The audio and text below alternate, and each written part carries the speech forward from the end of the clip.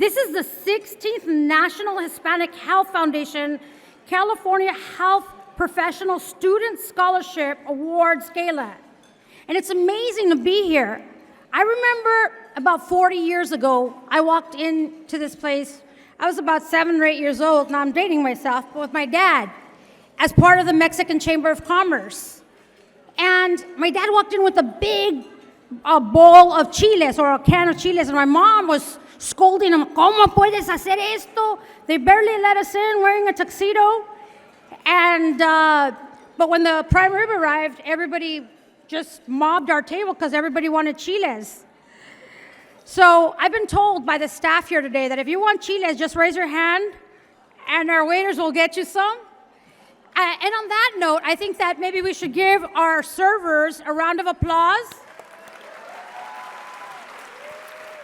Mil gracias. Las personas más importantes de este cuarto, gracias por todo lo que hacen por nosotros. So, I'm really, really humbled to be here today because about 16 years ago, I met Dr. Elena Rios, and it was so amazing to see an organization like this one that was a room full of nothing but professional doctors.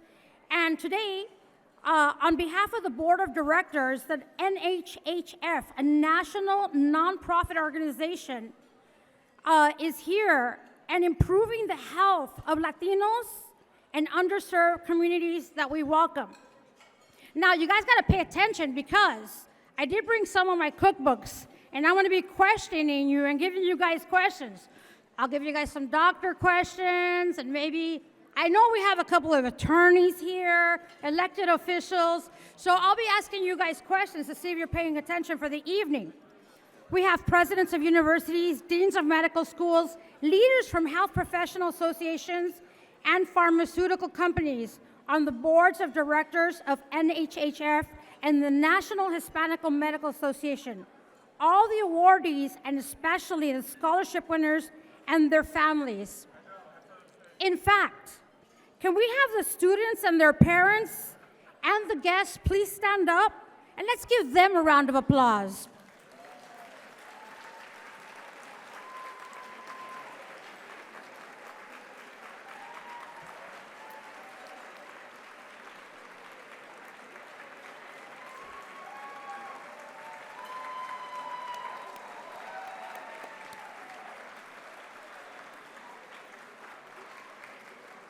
You know, they're the ones that created a second opinion. Because before, when you used to get sick, it wasn't enough if your mommy told you que estás mal.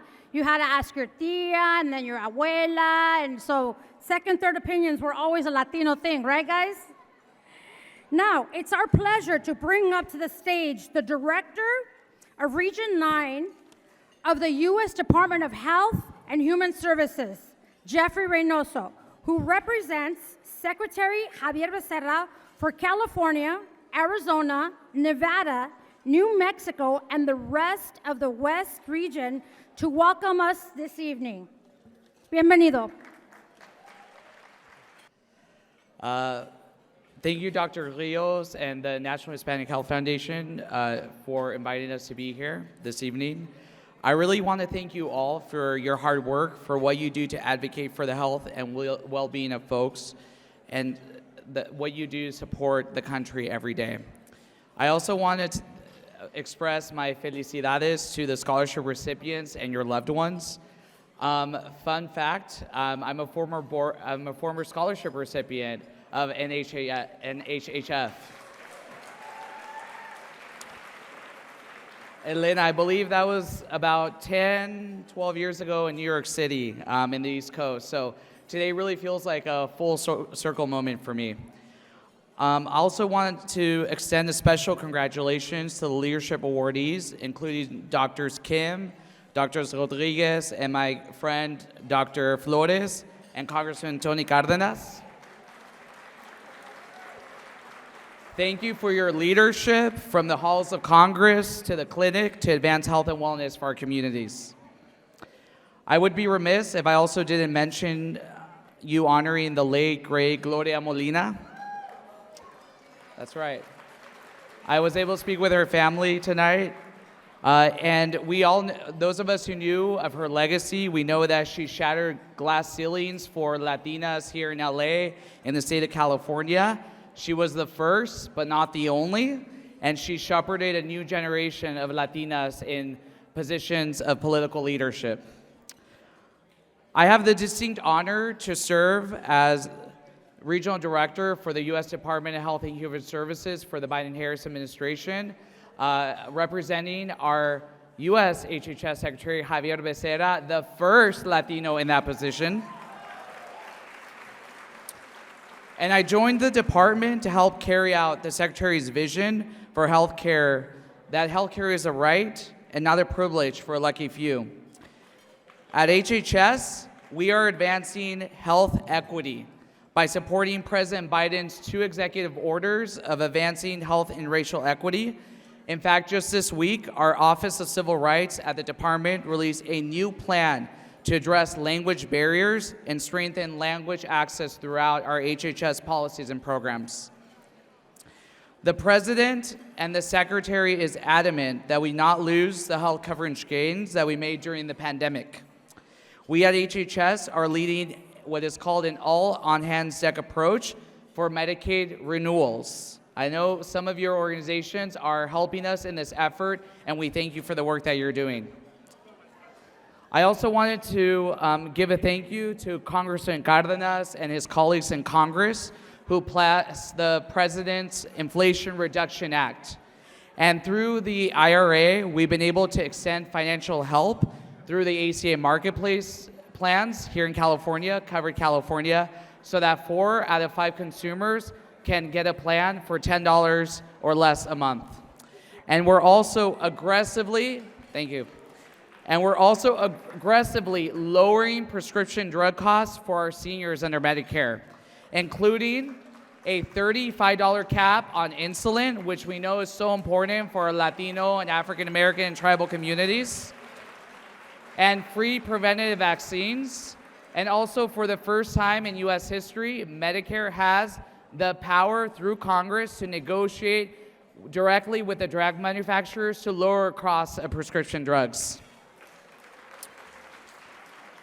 At HHS, we're saying, finally, that mental health is health, period.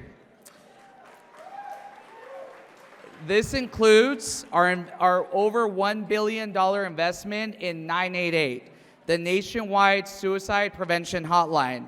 And we're really proud of the work that we've done at HHS under Secretary Becerra. This summer, we launched the Spanish chat and text feature so that we're expanding access through 988 to all of our comunidades.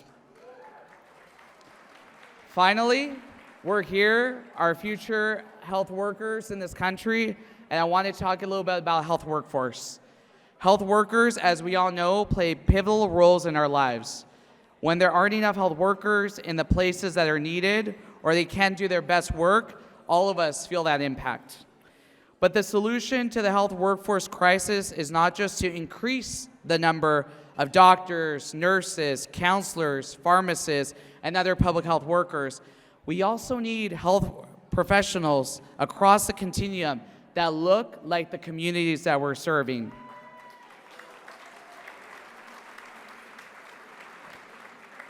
That is why, under Secretary Becerra's leadership, this summer we launched the HHS Health Workforce Initiative.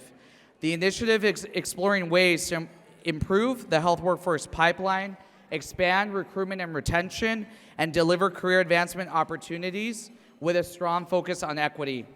A key part of the initiative's work is engaging with our external partners and health workers across the country. And we're already putting that into action. This September, at the first National HHS Hispanic Health Summit, we announced a 5-year public-private partnership with the National Hispanic Medical Association and the National Hispanic Health Foundation.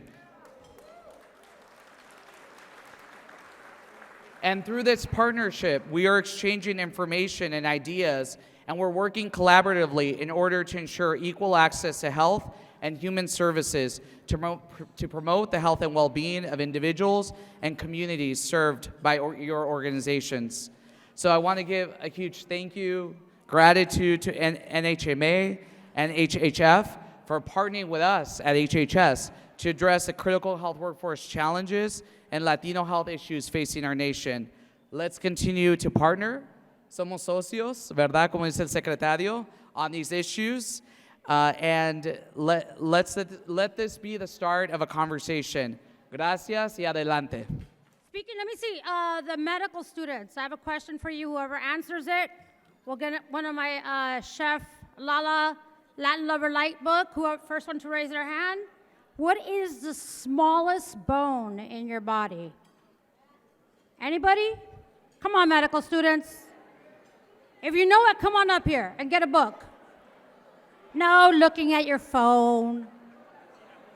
All right, non-medical students. Anybody? Stapes, I heard Stapes. Come on over.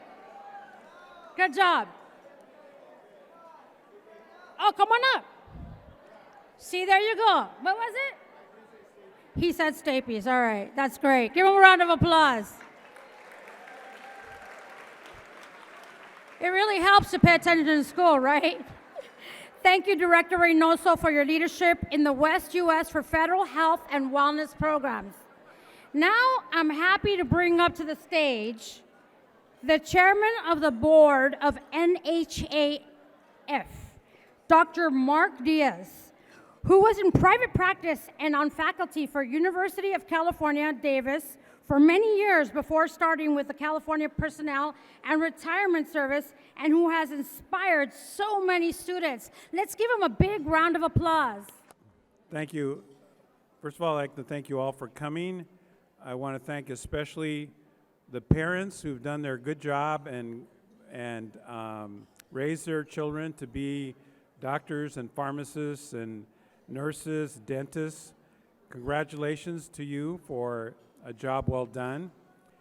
And also I'd like to thank the sponsors who have supported this event and made it grow over time.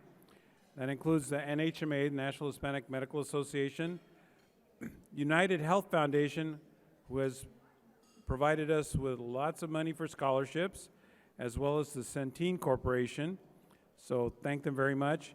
We have silver sponsors of DaVita, Cedars-Sinai, Kaiser Permanente, Janssen as part of Johnson & Johnson, United Healthcare, the AMA, the Gloria J. Gonzalez Memorial Scholarship Fund, AARP, and UCLA Health. We also have support from Huntington Health, the El Paso Cardiac Vascular Program, CDU, Medtronic, American Endowment Foundation, California Liver Research, Physicians for a Healthy California, you guys might recognize this other one, Keck School of Medicine, USC,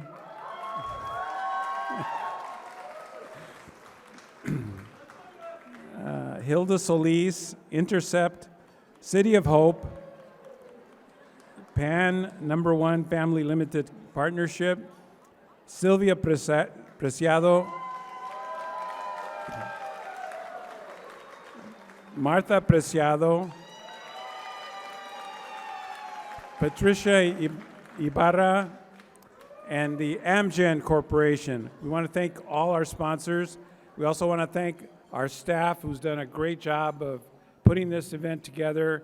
And so we're very grateful for all that, and we appreciate all your support. Thank you very much. Dr. Rios was raised in Pico Rivera, California by a nurse. She attended Stanford University, UCLA Public Health and Medical School's internal medicine residency and fellowship before working for the California government, and then moving to Washington, D.C. to work at the White House, and then start NHMA, and then NHHF in 1994, and then take a position at the U.S. Department of Health and Human Services Office in Women's Health. Now, take a guess. It's another question. Come on, guys. A book, a Chef LaLa cookbook. How many years do you think she was in school? Somebody said 37. Come on. She was 3? Stop it. Somebody else. 17, 12. 20. Did I hear 20? 20 years. You said 20. Come on up here. And Dr. Rios, why don't you come on up here and tell them why you were in school for 20 years? So just a quick story. I have to say thank you to everybody. Thank you to all the staff. Thank you to Jeannie for directing this event. Thank you to Rose and getting all the registration. Thank you everybody for being here. But I have to tell you just one quick story on how we started our name. At the White House, I was in charge of bringing in Latinos to the 45 or 50 meetings that First Lady Hillary Clinton had in 1993. And they gave me 5 slots for Hispanics: doctors, nurses, dentists, public health people, social workers, students. And the doctors that came from California, we met doctors from New York, we met doctors from Chicago, we met doctors from Texas. The White House had a big powwow in C-SPAN. This is where you actually listen to what's happening in policy world in Washington, D.C. And the AMA, the American Medical Association, one of our partners, came out against healthcare reform because they said it was socialized medicine. And we said, wait a minute. They're talking about having reform to have more insurance coverage, more help for our access to care for our Latino families. So we decided that we would have represent an organization. They had 10 organizations with more members than the AMA, and they asked me to represent Hispanic doctors. We said, well, the National Association of Hispanic Nurses started in the 70s. The Hispanic Dental Association started in the 80s. So we started in 1994, 93, 94. National Hispanic Medical Association. And we started our foundation, which was known as the NHMA Foundation, until we decided to give back and start a scholarship program with our sister organizations, and we now call it the National Hispanic Health Foundation.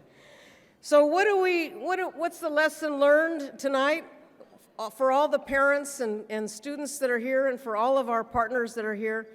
That we all need to work together. We have to start collaborating and stop working in silos.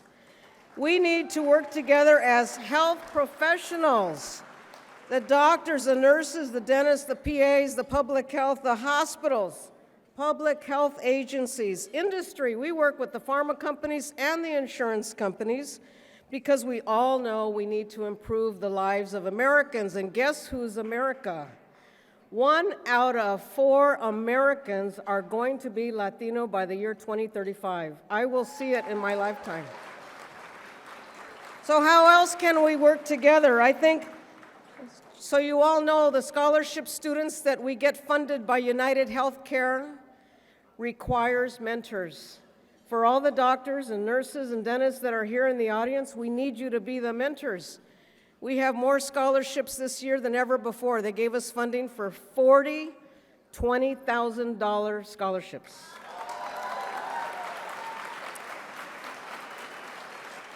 But we have to have mentors. So you need to sign up and be a mentor for us. The other way we can collaborate is really about what Jeffrey was talking about, our Regional 9 director and our congressman that's about to talk knows that healthcare policy is the most important way that we can influence our families' lives and our community lives. The federal government has given us an MOU for NHHF with the U.S. Department of Health and Human Services to diversify leadership. Secretary Becerra actually gave us a charge, and about 10 other Latino organizations about 3 weeks ago, to start finding the only people that are not in the 250 commissions of HHS are Latinos. They have women, blacks, LGBT, veterans. They need Latinos. And why? Because we're all in the Southwest and don't want to go to Washington. Well, we need to go to Washington. And believe me, the committees need your voice, need your strategies to change the programs at HHS, to have more WIC programs at Department of Agriculture, more Medicaid programs, all the programs that help our communities. So we're here to nominate you. That's what we do with our MOU. The last thing that we do is really about leadership. We have been supported by CDC to start developing a diversity campaign for Blacks and Latinos in this country to work in the next pandemic, to work in the public health agencies of the local, state, and federal level by having a major effort to recruit with using artificial intelligence. And that is a 5-year cooperative agreement. We're working with the historically Black colleges. Charles Drew is here. We need to work with you on this. We're working with the Centers of Excellence. UCLA is here. We need to work with you on this. And you know, we're also working on leadership development with Centene Corporation, represented by HealthNet here. Thank you. We started a California Leadership Fellowship to find 10 doctors a year over the next 3 to 5 years on having leadership for the state of California to find more ways to strategize and come up with more funding for our medical schools and nursing schools and hospitals because of the great shortage in this country. And I'll just lastly say I want to thank the Congressman especially and the Congressional Hispanic Caucus for supporting a resolution for National Latina Physicians Day that our Government Affairs Office helped to get through, at least get introduced to Congress. We're very interested in getting it passed, but we're about to be able to be the umbrella for this movement that has started because this country has, I don't know how many Latinos now, 60 million, 64 million, and we're only 6-7% of doctors in this country, and it's not right. So thank you all very much, and let me just say that we need you to join us in being speakers and mentors and advocates with the National Hispanic Health Foundation and the National Hispanic Medical Association. Thank you very much. All right, you have to finish this sentence, and the first one to do it, you get to come up here and get this gift. Okay? Because this is how us non-doctors fix stuff. Sana, sana, colita de. Come on up here, who's the first one to say it? Come on. Oh, she ran up here. You don't even have to tell her twice.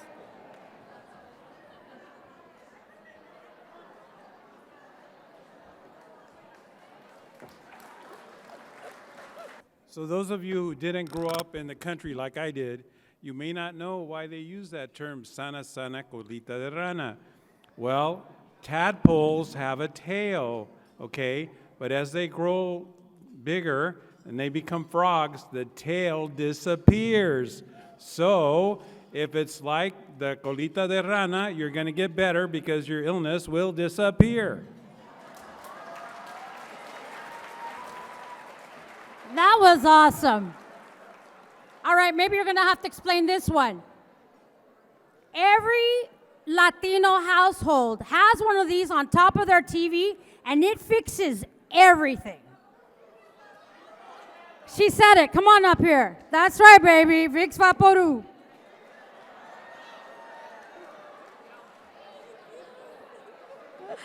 I don't think I've ever seen anybody be so happy.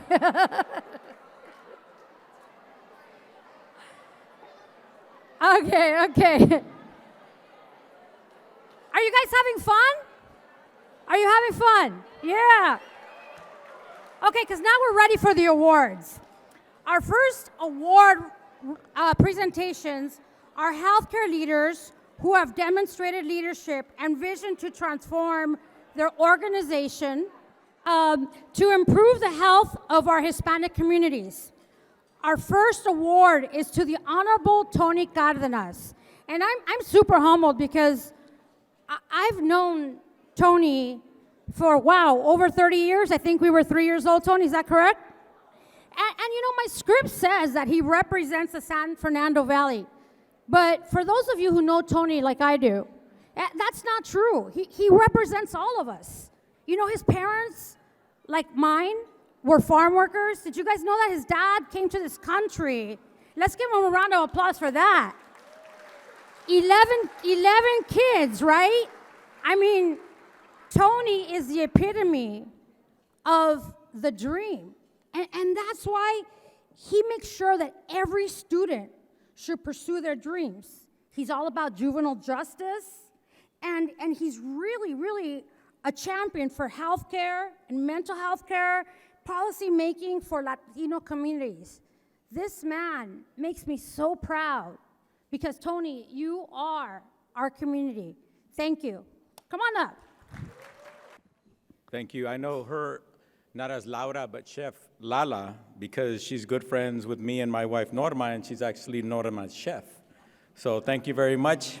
She's following the program, she's loving it, and she always looks amazing.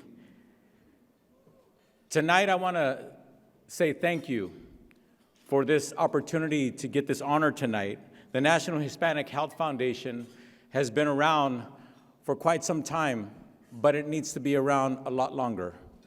Because when Latinos make up approximately 20% of this country, but only 7% of us are doctors and medical professionals at the highest level, we have a long way to go. But how are we going to get there? We're going to get there by you participating. Let me give you an example of what I mean by that. You are the mentors of today, and I'm talking to you students. You are the mentors of today. People are looking up to you already. People expect that you're going to do amazing things, and you are, and you will. But the example I'm going to give you is the Cardenas home. I remember as a little boy growing up in a 3-bedroom, 1-bath home, 1 bathroom, 13 people. And once in a while, there would be a knock on the door. And I would open the door, and the person would speak in Spanish, and they say, "Is Doña Maria's house or Don Andres?" And I'd say, "Mom, somebody's looking for you." And then she would open the door, or excuse me, she would open the screen door, the door was already open, and she would invite them in. And then she would lean down and look at me and go, "This is your cousin, the son of your tia so-and-so and so." And she'd go through a big old family tree, and I'm like, "You lost me after cousin." But this is the most important part of the story. 1 income, 1st and 2nd grade education, immigrants who didn't speak English, very little English. But when somebody needed a place to sleep, the door was open. If I was lucky, the person was young. They got to sleep on the couch. If they were an elder, they took my bed, because I was the youngest. Tú vente a la sala. My point to you is this: how in the world does a family with supposedly very little means do that?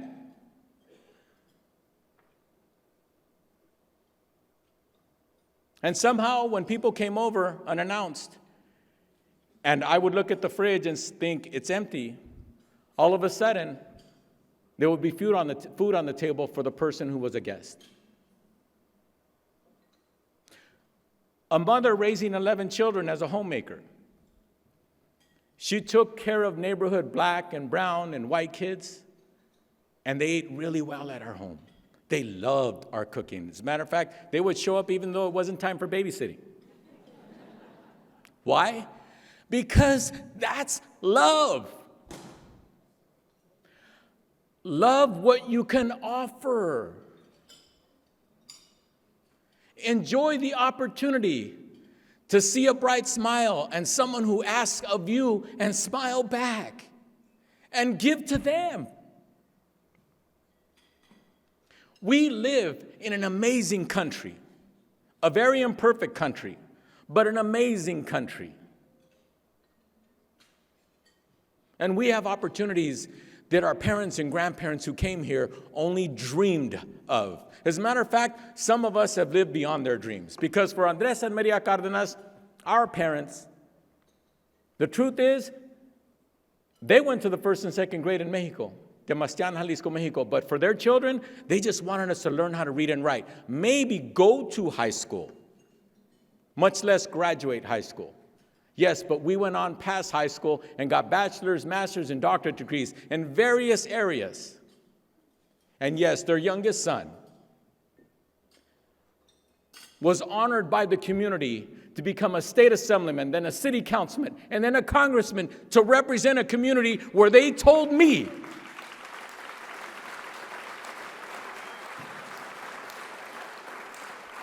police officers, teachers, counselors, too many people that were supposed to nurture me told me I would never amount to anything. Raise your hand, anybody in this room, if anybody ever told you that when you were a child. Don't you just love the fact that they are liars and you are living your dreams? That's right. That's right.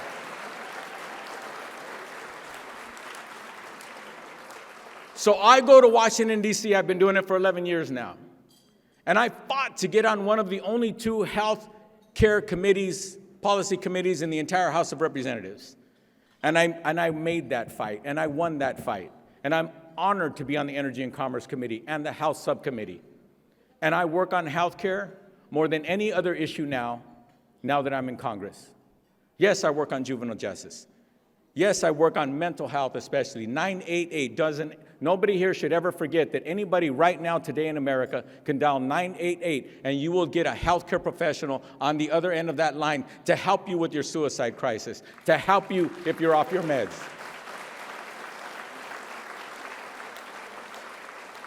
It took my colleague Seth Moulton to create the 988. And as soon as I realized that he was working on it, I said, Seth, how can I help you? And he said, Tony, you're on the committee of jurisdiction. I said, I'll take it from here. And I have. We funded billions of dollars to build a 988 system so that someday it can be taken for granted here in this country, just like 911 is when you have another kind of call. Where did I learn that? Where did I learn not to give up? Where did I learn to just do the right thing? From a man and a woman who taught me in Spanish that that is who you need to be, the best that you can be. And always give, give, give, give, give. No, you don't give until it hurts. You just keep giving until you realize there's nothing to hurt because it is so rewarding. Can you imagine if you're a nurse and that's where you choose your profession to be and somebody says, I want to be a doctor. Don't assume that you can't help them be a doctor. If that's what they want to be, introduce them to doctors. You know them. They're your cohorts. They're your friends. And that young Latina or Latino will become a doctor someday. The best feeling you will ever get is when they come back and tug on you and you turn around and you see them, oh my God, how are you? How you been? And they say, I'm a doctor. And then they tell you, because you inspired me. You helped me. That is the best feeling in the world. That doesn't hurt. Brings me to tears when I do that. I actually get in shock because I'm like, oh my God, they actually listen to me. That's my insecurities. Therapy is good. We always have to work on our issues. Unlucky for you, they didn't tell me how long I have to speak, and I'm a politician, but I'm almost done. I'm almost done. I'm almost done. In this very room, there was a young man named Alex who worked for me when I got elected in 1996 to be the first Latino to represent the San Fernando Valley in the State Assembly.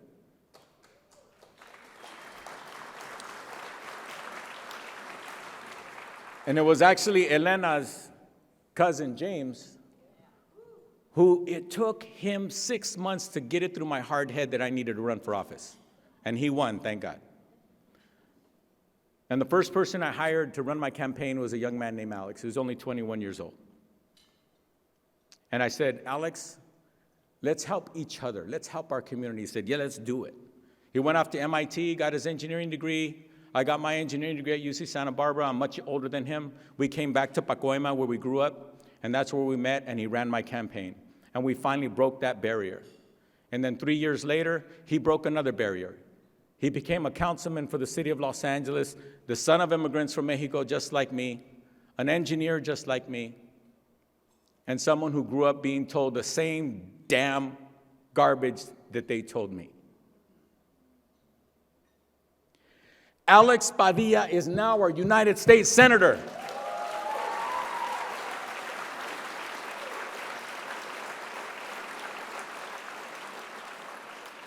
He's tired of me telling him how proud I am of him. And I don't care. I'm going to keep telling him. Every single person here has done many things that you are proud of. But think about this. Your community's proud of you. Your family's proud of you. A los padres que están aquí, the parents who are here, please stand up. Párense, por favor. Let's give them a hand.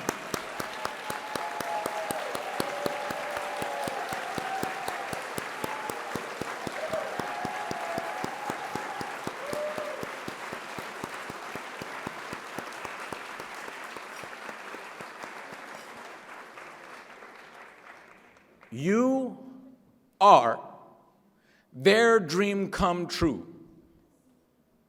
But let's not stop there. Too many children's dreams are being crushed every single day by ignorant people who tell them you're never going to amount to anything. Be the opposite of that. Give them your love and your energy and your example. And then maybe someday you can be at the podium saying thank you for this wonderful award, even though I think I'm the only one who's not a doctor who's getting an award, doctor degree, not all medical doctors. But anyway, that's my cue.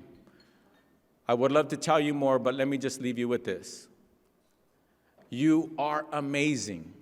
You are beautiful. You are Latinos and Latinas. And this country is our country, just like everybody else. And it doesn't matter even if the President of the United States says you don't belong. That is another lie. Gracias. Felicidades. I just want to tell everybody that Congressman Tony Cardenas on the Health Committee of the United States Congress is a champion for all of us to get more health and behavioral health care to our communities. And we are working together to help do whatever we can. I want to thank him for the work he's done just with all of our communities. One of our first congressional briefings, we do congressional briefings every year, at least once or twice, was with the Black, Latino, Native American, and Asian doctors, and it was Tony who led the fight to talk about the shortage of our health professionals in this country. So I really want to thank you for all of your championship for us. Thank you.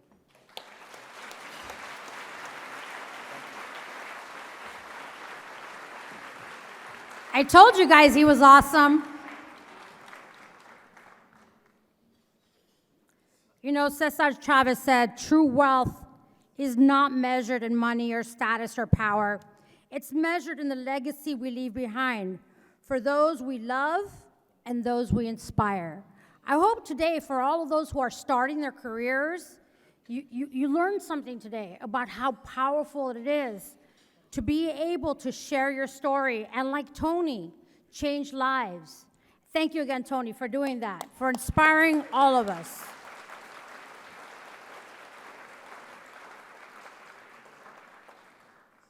And now it's time for a very special award. Another champion for healthcare services in our region, Gloria Molina, was the first at so many things and an inspiration for so many women in Los Angeles area. 3 of those women who felt her influence are here tonight. They helped make the video you're about to watch. Fox 11 reporter Laura Diaz, mi tocaya, she's around here somewhere, yes?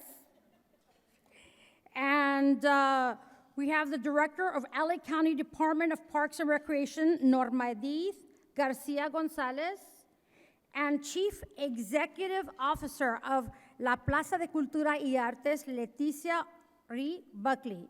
Please come up and help NHHF give this award to her sister, Berta Molina Mejia. Gloria Molina was a fierce champion for communities. Coming from an immigrant family, she understood the challenges and the needs of the Latino community. Fighting for health care, building county general hospital, building parks and open space, libraries, and really bringing dignity to working class communities, ensuring that they get their fair share of services, and made government work for them and for all residents of Los Angeles County. She climbed the ladder of success in government. Gloria served in the State Assembly, the LA City Council, and the LA County Board of Supervisors. Each and every time, she shattered the glass ceiling. She was the first at everything she did. But the titles don't begin to capture the woman I knew. She was fearless in her drive to represent. She accomplished really tough things like keeping a prison out of East LA, advocating for women's health, and maintaining the county's healthcare system. She took on the establishment and she took on the men. You could be a politician in the traditional sense of the word. She wasn't. She was accessible. She knew her community. She knew what she wanted. She understood the needs, and she did that by being in the community. I truly believe in just watching her work, that she did it because she knew it was the right thing to do, and not because she was looking for the credit. And so for us here at La Plaza, every day we honor her legacy. Like, you can't walk through these halls and not feel her in a really inspirational way. Like, it was clear for her that whoever took on the role of CEO of La Plaza was going to ensure that it never lost sight of who it was responsible to, and that we always centered community. We always centered the people that we serve. I got to work with Gloria Molina, so I saw the hard work daily of her fighting for the resources for her community, but I also experienced the nurturing Gloria Molina, the one who was so proud to be a mother, the one that cared for our staff and for her community. She was a campeona, she was a nurturer and cared deeply about her communities. And her spirit lives on in Los Angeles County. She left a lasting imprint on the city and county of LA. She had a profound influence on my life, and I'm very grateful to honor her here tonight.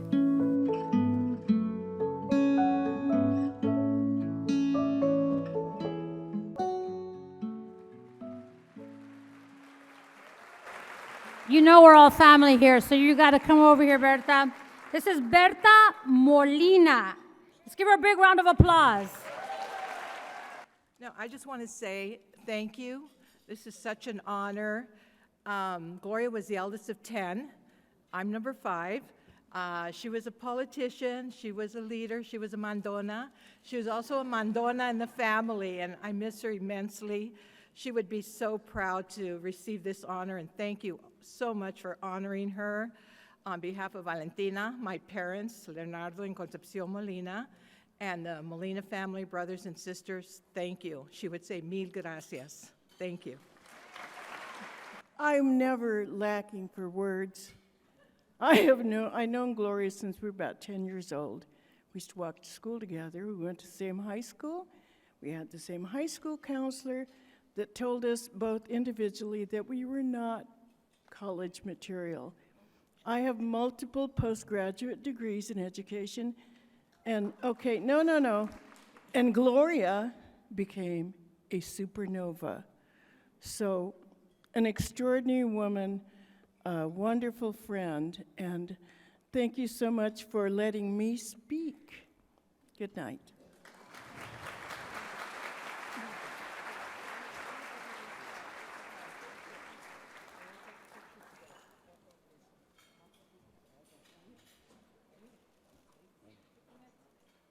All right, another book. How many years was Gloria in office? Nope. How many years? I haven't heard the number. 27 is correct.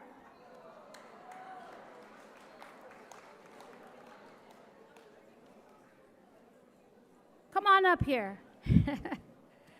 She loved her frijoles too.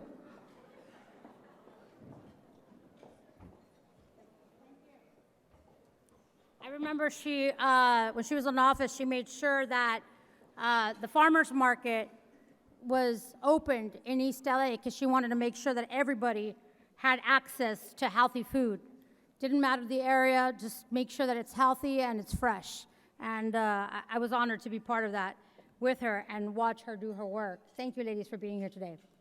Our next, our next award is to National Leader from Education, who is Dr. Francisco Rodriguez, Chancellor of the Los Angeles Community College District, increasing the pipeline of transfer. Dr. Kim, you are still on my, on here, and I will call you up, and I'll get you a cookbook. He is the Chancellor of the Los Angeles Community College District, increasing the pipeline of transfer Hispanic students from community colleges to health professional careers to address the shortage of doctors and nurses. Please help me welcome Chancellor Rodriguez. Muy buenas noches a todos. Good evening. What a fantastic celebration. Thank you, Dr. Diaz, Dr. Rios. To be in such a room is an inspiration. Es un orgullo. This is, in many ways, as the Congress member pointed out, we are the living manifestation of the wildest dreams of our parents and our grandparents. And here we stand today in this beautiful hotel celebrating the notion that and this idea that education is a great emancipator. So I thank you on behalf of our entire Los Angeles Community College District family, and I'm very, very pleased to be joined by Dr. Luis Dorado, who is the president of Los Angeles Harbor College, who's joining us, Dr. Armida Ornelas, the president of Los Angeles Mission College. We want to demonstrate to our students, our over 200,000 students that enroll at our 9 colleges, that yes, they can see themselves in their college presidents and in their chancellor. And it's a very important model that each of us has. This idea, the responsibility, the obligation to serve. And there's the one common values congruency that we have, all of us in this room, this idea of service. And in my particular case, the 2-year community college system is the greatest, most egalitarian system of higher education. We accept the top 100% of the graduating class. The top 100%. And if you look at the California community college system, just under 50% of the students who are enrolled at the 116 colleges are Latino. Over 60% are first-generation college-bound students. This idea of the entry point, the community colleges of California and of this nation are today's Ellis Island, accepting every student with an interest in higher education.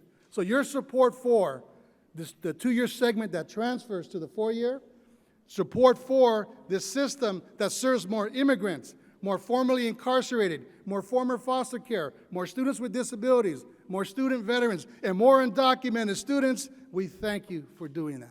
Each one of you is a chief opportunity officer for education as the greatest accelerant of economic and social mobility. So for those of us who have the audacity to call ourselves educators, and inspired by the words of our Congress member and all those that we're honoring today, we say thank you so much. And for the estudiantes, adelante sin fronteras y sin pena. You are the future, and we're going to support you. LACCD stands with NHHF and all the students, and we look at this as an investment in the future. And we know that Latino physicians, Latino pharmacists, Latino healthcare workers, when they get their degrees, are more likely to return to our communities and be those doctors and pharmacists in our communities to serve and address the health disparities that are amongst us. So we thank you so much. And if you want to continue to support the legacy of Gloria Molina at East Los Angeles College, one of our schools, we have a permanent exhibit room named after Gloria Molina. So congratulations to her, her family. Congressman, thank you for your ejemplo in telling us that we are possible. I, too, am the son of immigrants, 8 years total education, my parents, laundry workers and factory workers, and today I stand as the chancellor of the largest community college district in the nation. Sí se puede.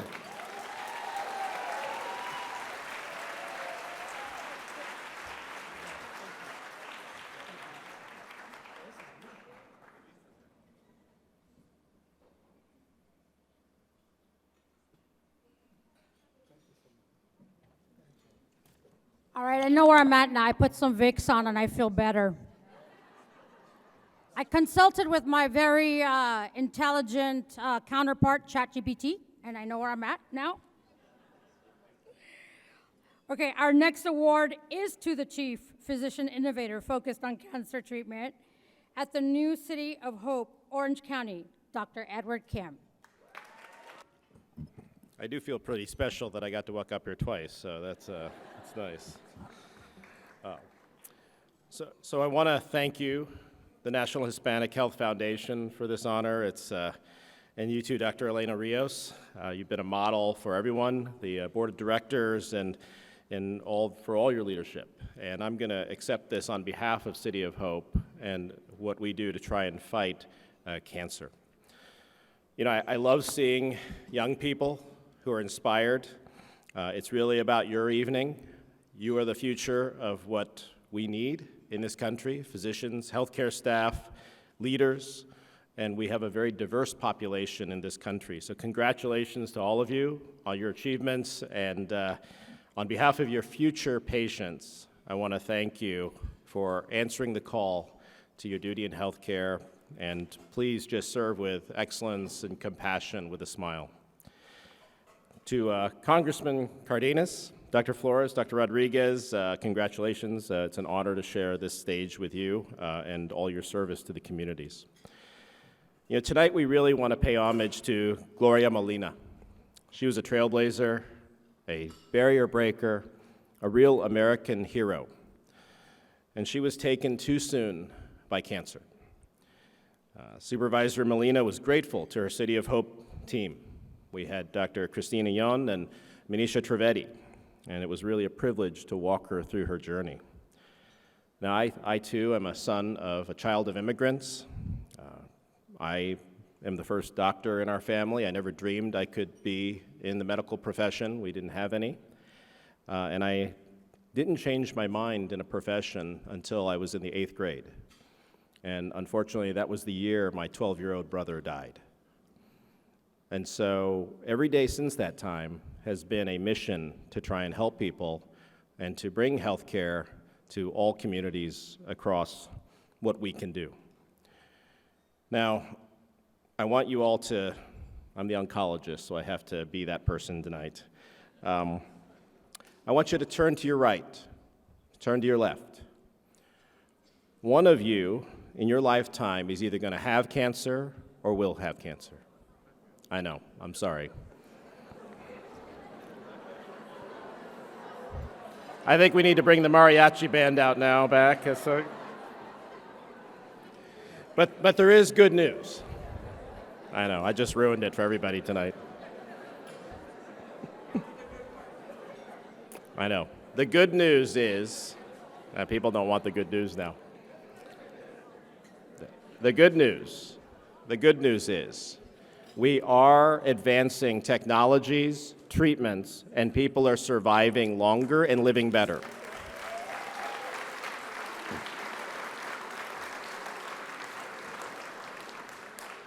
When you hear this thing about clinical trials, okay, we've had different populations enroll into clinical trials. And the truth of the matter is that clinical trials, the way they have been written, the way they have been conducted over time, are discriminatory. Yeah, I said that. They exclude populations that represent the real world population, the Hispanic population, the Asian population, the black population. That is the problem. And a lot of the work that we have pioneered over the last 10 years has been to increase inclusivity and diversity in clinical trials so that you know when a drug is approved, it represents you.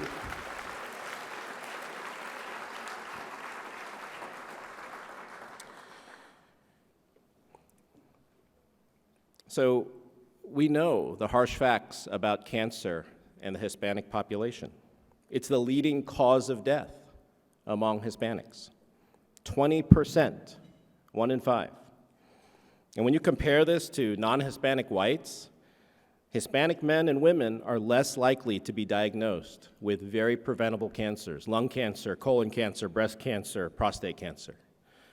And unfortunately, more are developing: liver, stomach, cervix. I can tell you that in Orange County and at City of Hope, we have started research programs that are starting screening for cancers that specifically afflict Hispanic populations, like stomach cancer screening, and you have to do this through research.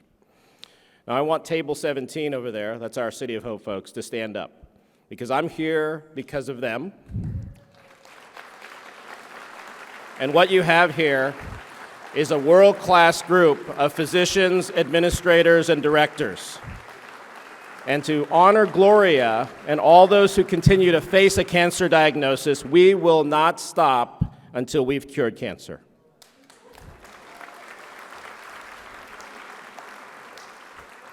So I want to thank you again from the bottom of my heart and all the hearts at City of Hope. You know, we are continuing to work toward a healthier Hispanic community. Health equity is such an important topic for us. We want a diverse work environment, better access, and we appreciate all the leadership we've gotten from our government officials, our school officials, and our next generation. So when it comes to cancer, hope, or esperanza. It's the one Hispanic word I'll use tonight. Esperanza. That's what we want. That's what we hope to achieve. Thank you very much.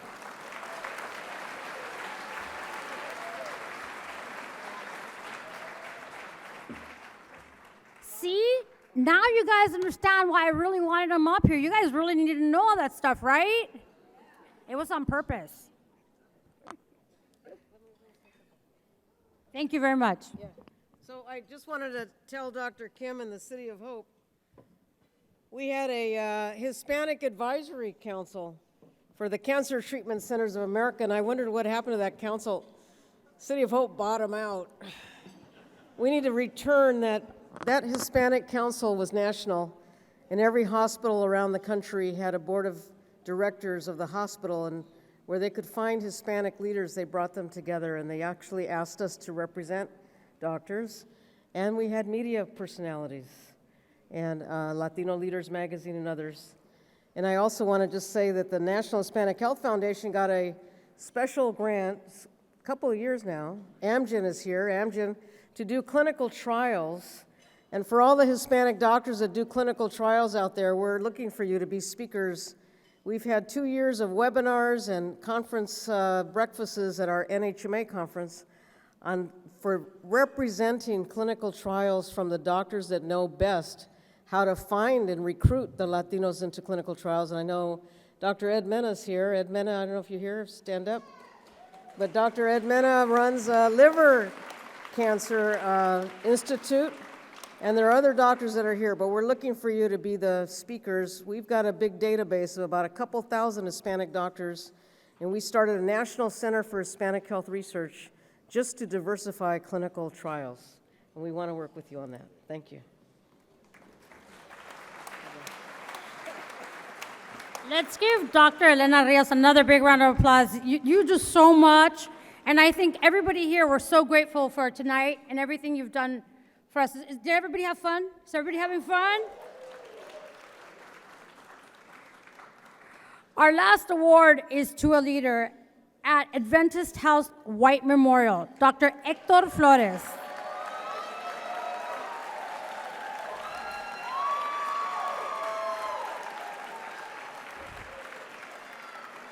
He's a local leader who provides health care and research to improve Latino families' lives in East Los Angeles. Without further ado, Doctor. All right, let me see if I can negotiate this podium here. Thank you very much, Chef LaLa. Thank you very much, Dr. Rios and NHMA and the Health Foundation. You'll be happy to know that I subscribe to the new Beatitudes of Public Speaking, which is, blessed are the brief, for they shall be invited to speak again. So I look forward to the next time. I do want to start off by congratulating our scholarship recipients. You're about to embark on one of the most exciting experiences of life. You know, sometimes you hear physicians say, I don't know if I would want to be a physician all over again. I can tell you as a Latino physician, I would do it again in a New York minute. And I'm not even...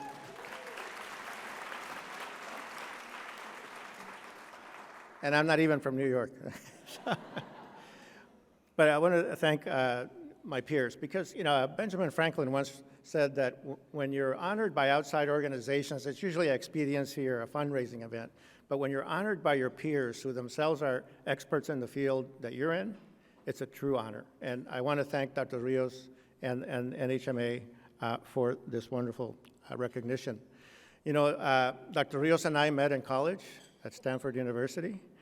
And we both started off as pre-meds, but I had great advice from my advisor that because I was going to pursue a career in science and the art of medicine, that I should pick a major that I may never get a chance to study again.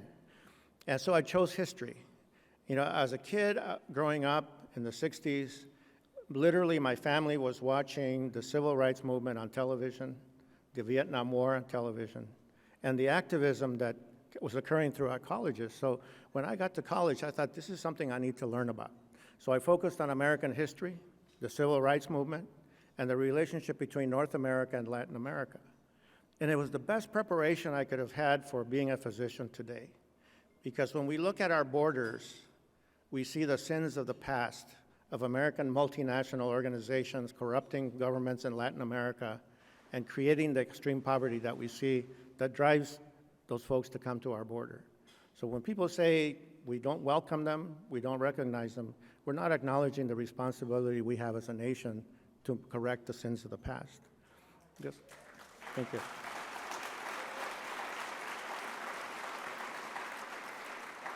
I myself, I'm a first-generation immigrant, but the United States is a nation of immigrants. Many of you may be second or third generation.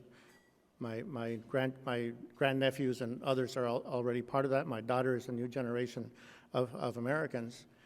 But we have one common cause, which is we need to represent our people because oftentimes we get forgotten. And we need to never forget those that are being oppressed and discriminated against. In this area, we have common alliance with the African American community, which is the first impression of civil rights movement for me, was watching Dr. King, Malcolm X, and others on television. But they also inspired us to think about the collectivity, the collective effort of being able to work together and achieve far more than if we do it by ourselves. So for the young people who are receiving the scholarship today, for those that have graduated and are real who's who of leaders, Dr. Rios has done a tremendous job of mentoring young people to the leadership that we all need.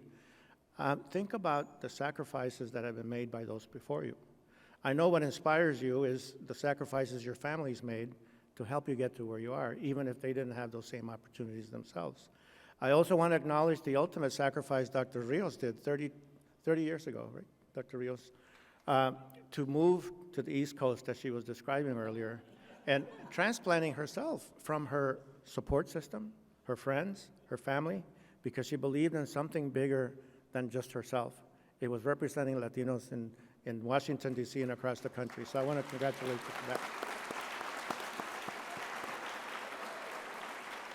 Finally, there's work to be done. We have a lot of work to do to increase the number of Latinos in the health professions. 6% is not enough. We need to make sure we remind ourselves of that. 2 is to help our people have a voice, just like Dr. Rios has done.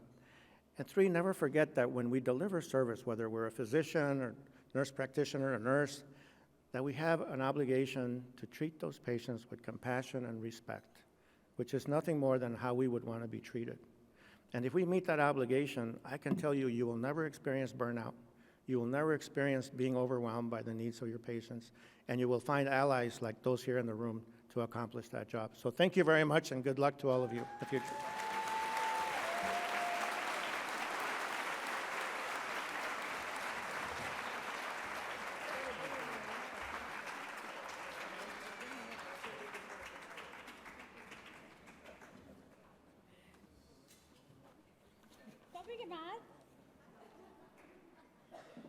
Tony Cardenas was going to knock me down before I went on stage.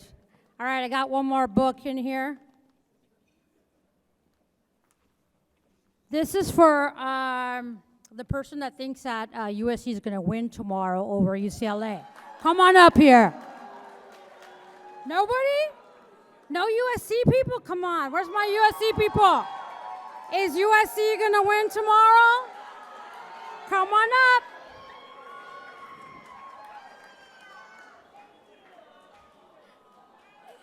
Thank you, because Tony Cardenas almost knocked me over coming on stage. Come on, a little competitive fun.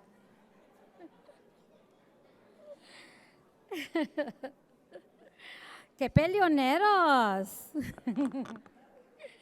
Now, for the scholarship awards, NHHF has provided nearly $2 million of scholarships to over 360 health professional student leaders since 2004, and in New York, and since 2008 in California. Now we're going to present the scholarships, the future leaders in health for our communities. Doctor? Bring them all up. All the scholarship students, come on up. So we want to thank everybody for being here tonight. I want to thank Chef LaLa for doing a great job as our MC. Let's give her a round of applause. Everybody. I think everybody's. I want to thank all the awardees. I want to thank the staff, all the staff and everybody here that helped with this a great event at the Biltmore Hotel. And I also want to thank everybody one more time to know how important it is to mentor our next generation of doctors and nurses. And thank you for helping us support these scholarships. And now we want to bring up our DJ and bring up dancing. So thank you very much, everybody. Good night. I want to give a special thanks to Elena Rios. This is a very special night for her. 30 years in the National Hispanic Association. She has been a wonderful leader for us. I appreciate her. We should all appreciate her. Please give her a round of applause. Yes!